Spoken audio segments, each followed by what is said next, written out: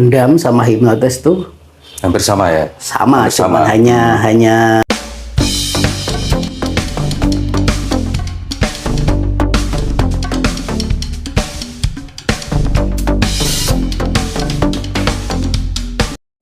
Ya, Mas, kemarin saya tuh lihat dari tayangan YouTube di channelnya Mas Misbah ya, mengenai gendam.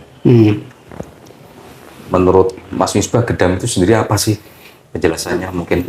ya kemarin saya udah jelasin di video saya tentang ilmu gendam.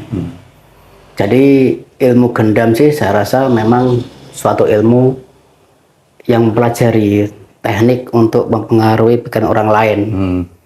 Dan ilmu gendam dan hipnotis itu semestinya sama. Sama ya? Sama, cuman bahasanya aja. Kalau gendam itu bahasa Jawa, kalau bahasa hipnotis itu bahasa Indonesia. Kerennya, ya. Itu juga sama untuk mempengaruhi pikiran orang lain. Terus manfaat ilmu gendam itu sendiri apa? Manfaat yang bisa diperoleh. Mungkin tadi kan secara penjelasan ada positif dan negatifnya untuk menggendam, mungkin Mempengaruhi untuk pikiran orang lain. Ya, orang lain. Dari untuk manfaatnya sih semestinya banyak. Ya. Cuman selama ini kan orang takut dengan ilmu gendam.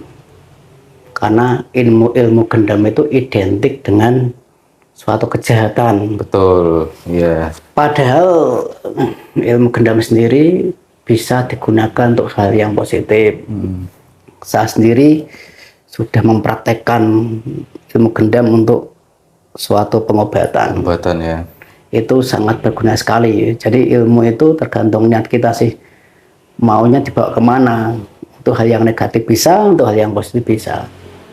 Jadi ilmu gendam jangan dianggap itu suatu Yang ilmu menakutkan sekali. ilmu sihir, ilmu apa yang sifatnya kejahatan apa negatif. Tapi intinya ilmu gendam itu semestinya sangat baik sih. Baik, ya. Berarti ilmu gendam itu kan ada beberapa sing ibaratnya orang yang bisa digendam sama ndak, seperti apa itu ciri-cirinya? Ya. Itu kan ada berarti ya. Jadi orang banyak yang nggak tahu sih. Betul. Masyarakat banyak yang nggak tahu. Jadi ilmu gendam itu tidak bisa diterapkan ke semua orang. Jadi nggak semua orang bisa digendam. Tingkat sugestinya. Jadi ada ciri-ciri khusus. Jadi orang yang ahli gendam itu biasanya mencari korbannya ya. Biasanya saat itu membuat sesuatu yang negatif. Dia cari korbannya biasanya di tempat-tempat yang ramai. Ramai. Kenapa tempat ramai? Karena si ahli gendam ini, tukang gendam ini, dia bisa memilih. Memilih mana orang yang bisa digendam. Mana-mana orang yang bisa dipengaruhi pikirannya dengan tujuan untuk hal yang nggak baik. Jadi gitu. Jadi intinya itu nggak semua orang bisa digendam. Karena apa? Karena tergantung dengan karakter orang itu sendiri. Terus gini Pak, Mas Misbah, ciri-ciri orang yang mudah digendam seperti apa? Mungkin secara kasat mata kita lihat seperti apa? Iya, biasanya orang yang mudah digendam itu biasanya ada ciri-ciri khusus. Dia yang mungkin gampang kosong ya dalam pikiran, sering ngalamun. Kadang ada yang sorot mata mungkin ya, dari sorot mata, sorot mata. Oh iya, ya. Yang penting itu dari sorot mata sih. Ya, di video saya saya agak jelaskan. Memang yang paling gampang itu di sorot mata. Makanya di situ saya jelaskan bahwa orang yang mau gendam itu melihat dari mata, dari sorot mata orang tersebut. Dia memilih. Karena sorot mata kan jendela hati, mata jendela hati. Jadi si ahli gendam, tukang gendam ini dia mencari korbannya lewat sorot mata, dipengaruhi. Karena sorot mata ini termasuk menunjukkan sifat karakter orang tersebut. Jadi dia tetap milih ya? Tetap milih, ada pilihannya, nggak semua bisa ya? Makanya seorang penggendam nggak mungkin di tempat-tempat yang sepi. Betul. Jelas nggak mungkin. Banyak pilihan. Dia ya, bisa melihat banyak makanya pilihan. Di mall, pasar, di bandara atau di bank itu karena si penggendam ini memilih korbannya untuk bisa digendam. Betul. Terus ini Mas, saya tuh penasaran, banyak kan saya lihat kalau di TV-TV kejahatan masalah gendam itu saya lihat dengan ditepuk pundaknya terus di apa itu seperti apa itu penjelasannya, mungkin Mas Bay bisa jelaskan itu efek dari itu apa seperti itu, Mas? Iya, kalau tepuk gendam menepuk salah satu bagian tubuhnya itu semestinya untuk mengejutkan. Kalau jadi penggendam ini dia mencari sasaran atau korban. Setelah dia dapat, dia kejar. Dia pendekatan sok kenal, sok baik. Akhirnya orang yang dipengaruhi akhirnya merasa, oh ini kenal sama saya, ini baik sama saya. Dia merasa nyambung. Dia sugesti terus. Dia kena dengan sugestinya. Setelah dia kena langsung ditepuk atau sentuh, dikejut. Tidak hanya di punggung atau semua bagian tubuh bisa berarti ya. Terserah, kadang bisa salaman gini gitu. Dia dikejutkan. Saat dia terkejut otomatis baru ada sugesti itu kan, saya ini butuh kamu, saya sudah kenal kamu lama misalnya. Saya ini butuh ini, dia kayak ngeluh, dia apa gitu.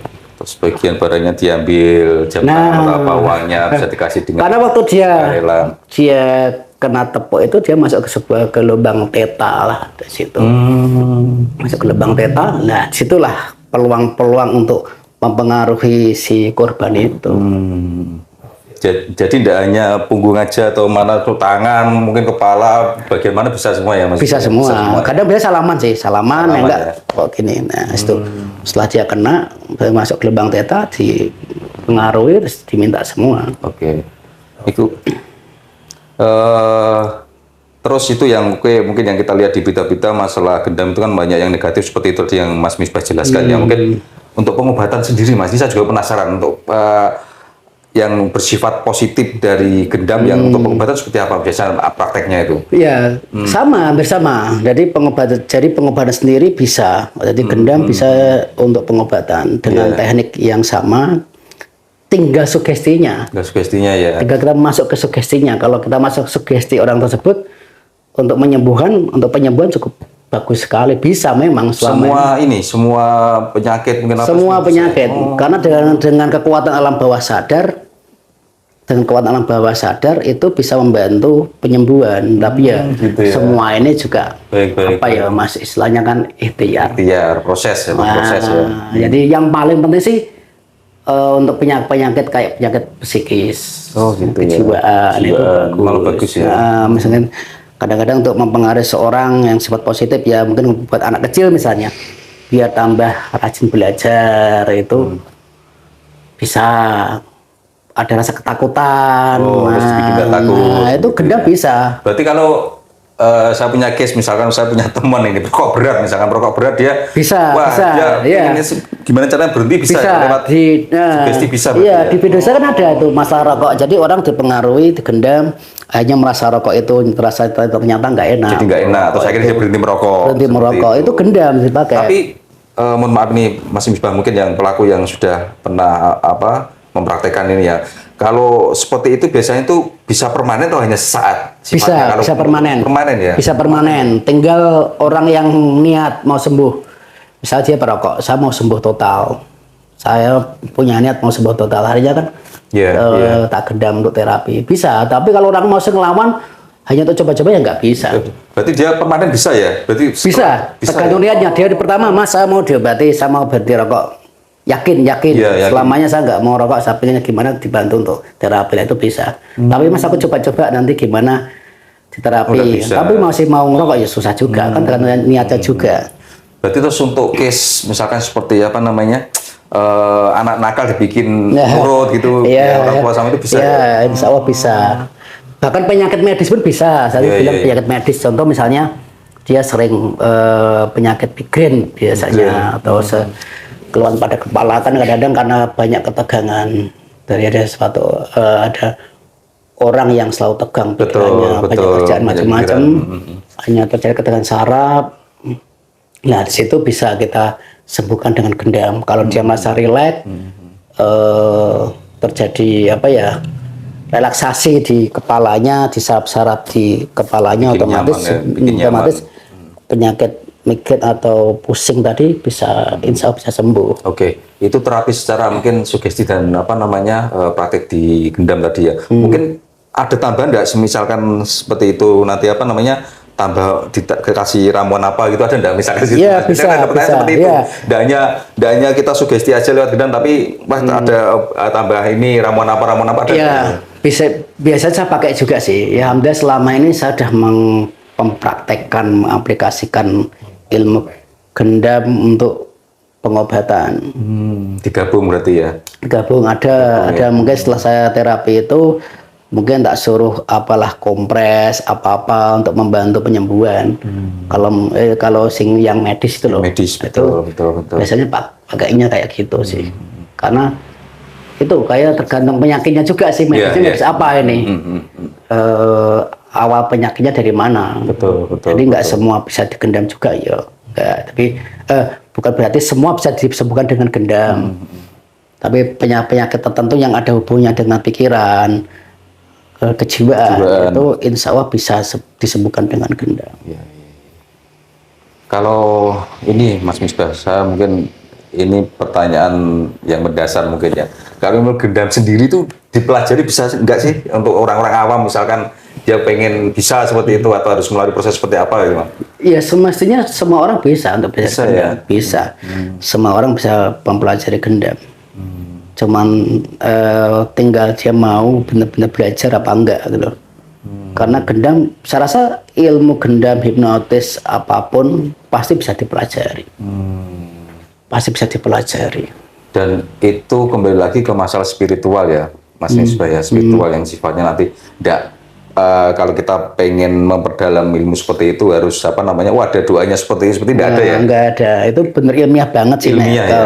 Kalau yang ilmu gendam apa hipnotis itu ilmiah, enggak ada kliniknya, enggak ada mistisnya. Cuman orang-orang masih banyak beranggapan itu mistis apa klinik apa-apa, tapi semestinya sejatinya enggak ada, itu ilmiah.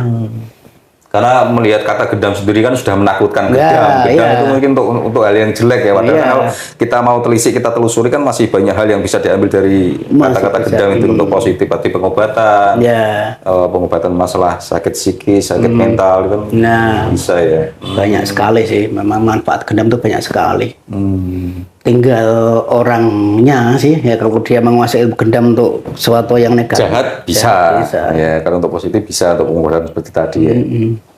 Sebetulnya ini Mas, saya penasaran juga nih Mas Iqbal. Mas Iqbal ini menguasai apa namanya seputar spiritual sebenarnya apa sih Mas Iqbal ini secara apa namanya profilingnya sendiri seperti apa sih Mas? Ya, saya sendiri itu memang suka sih dengan ilmu pengobatan dari kecil. Maka di video saya jelaskan di profil itu, saya memang dari kecil belajar tentang ilmu pengobatan. Iya. Ilmu pengobatan di situ saya gabung-gabungkan. Jadi nggak hanya gendam, Betul. lewat totok, lewat prana, lewat tapi semua ilmu tetap ke spiritual, ke doa, kita minta doa ke Allah Subhanahu wa taala biar punya kekuatan untuk penyembuhan. Jadi itu memang yang saya kuasai dan memang saya dari kecil ya. Dari kecil sudah memang bakat ya. Kalau mohon maaf Mas Misbah, mungkin dari kecil itu mungkin dari turunan dari orang tua atau memang pernah dapat sesuatu hal yang mungkin lewat apa namanya spiritual seperti apa, pengalaman spiritual seperti apa atau gimana Mas? Enggak sih, cuman enggak tahu lah kalau masalah keturunan. Kalau saya sih memang tergantung kita niat kita belajar. Tapi semua tergantung sama bakat seorang. Bakat seorang. Ya. Kalau kita sudah dikasih bakat sama Allah untuk bakat ada penyembuhan, seorang penyembuh, ya insya Allah pasti bisa. Berarti dari kecil sudah ini ya, ibaratnya sudah ada tanda-tandanya. Ya karena saya dulu dari kecil suka ilmu bela diri, suka silat. Gitu ya? Dari kecil silat. Wah, di situ harus belajar ini, belajar itu. Wah, karena penasaran, ada belajar ini. Terus termasuk akhirnya saya mikir, oh apa yang saat saya mau belajar yang untuk bermanfaat untuk sampai saya tua waktu itu. Akhirnya saya ambil di ilmu pengobatan. Jadi memang tujuan hidup saya waktu itu, walaupun profesi saya nggak seorang bukan hanya ini ya penyembuh ya. penyembuh aja enggak sih. Oh ada lagi ya? Iya, saya kan di profesi saya jelaskan kalau saya ini seorang apa ya, pengusaha kan. Ya, di dunia otomotif itu Ya, ya, yang saya lihat di karena saya dari kecil memang saya dari muda memang Udah bergelut di berkecimpung. dunia otomotif, mulai di marketing di apa-apa sudah tak terjun puluhan tahun di dunia marketing, di dunia otomotif sudah tak saya terjuni dan tahun berapa itu saya buka usaha sendiri, di dunia otomotif. Terus seperti itu mungkin apa namanya? Bagi waktunya seperti apa, Mas? Ya. Mungkin kan banyak hal, mungkin tadi secara agak sudah dijelaskan ngobati pasien, mungkin terus apa namanya ada apa di usaha di dunia otomotif. Ya, Bagi waktu seperti apa? Mungkin lebih ini. Ya memang saya bagi waktu kalau untuk terapi saya bagi untuk malam hari. Khusus malam hari. Ya pagi sampai sore saya aktivitas banyak sih, di antaranya saya ngelola suatu yayasan di madrasah, sekolahan, pendidikan, terus di olahraga bela diri saya juga aktif di situ. Jadi memang saya bagi waktunya untuk khusus pengobatan sama malam. Khusus pengobatan malam, lainnya untuk pagi sampai Ya, siang kegiatan, sore untuk pekerjaan yang dan lain kegiatan, ada yang otomotif, ada dunia organisasi, pendidikan, ya, organisasi dan lain sebagainya. Terus ada yang apa namanya bela diri juga ya. Ya. Pelatih ya Bang Misbah ya. Ya pelatih, ya ketua ya. Mungkin sekian informasi yang kita dapat dari bincang-bincang singkat kita dengan Mas Misbah. Semoga tayangan atau informasi ini bisa memberikan manfaat yang banyak pada khalayak umum, orang banyak. Amin. Dan mungkin satu pesan dari saya, kalau apa namanya pengen informasi yang lebih bisa tonton di channelnya Mas Misbah ya, di Al Misbah Channel ya. Misbah Channel ya. Ya. Demikian mungkin yang bisa saya apa namanya sampaikan, kurang lebihnya mohon maaf. Terima kasih Mas Misbah untuk waktunya. Ya, sama-sama. Semoga untuk kedepannya kita bisa ketemu lagi untuk berbincang-bincang untuk hal yang lain yang lebih positif. Iya, amin. Terima kasih ya.